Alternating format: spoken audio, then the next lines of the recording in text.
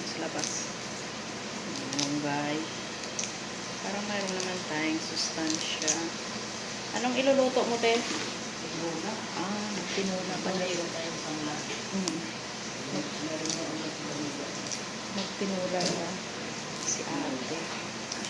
Masarap pala itong ulam namin ngayon. Kaya pala inutusan ako ni ate. Kukuha niya ang malunggay. Kasi magtinola pala siya. May lemongrass. Yung original na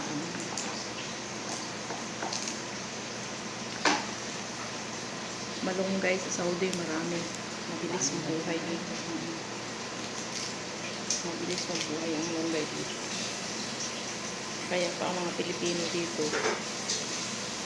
mabilis makakakuha ng malunggay sa street namin. Dahil sa likod namin, so may mga street sa mga kapitbahay.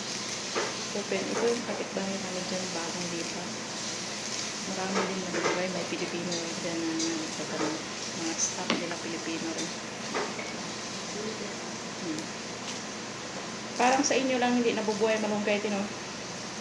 Siguro yung lupa doon sa inyo. Hindi maganda. Dito sa amin. Malunggay.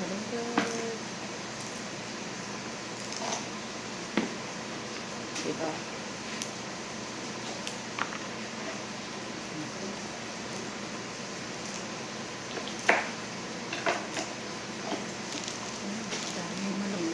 Bagong sibol itong malunggay dahon niya kasi kinat na nila yung mga luma. Ngayon, yung mga dahon niya yung mga bagong sibol.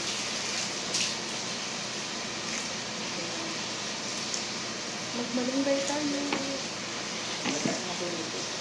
Yan si ate, oh. Yan ang magluluto. Chef namin.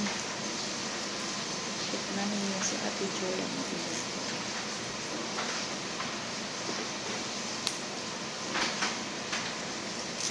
Malunggay.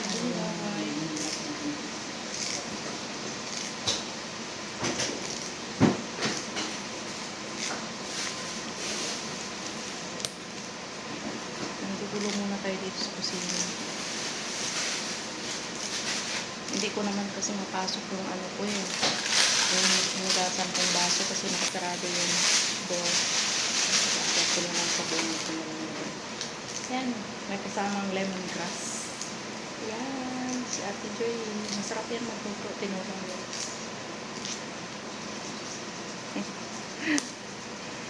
Kasamang dancing pa yan. Kaya masarap yung luto niya yan. Yan. Malunggay. Ano yan?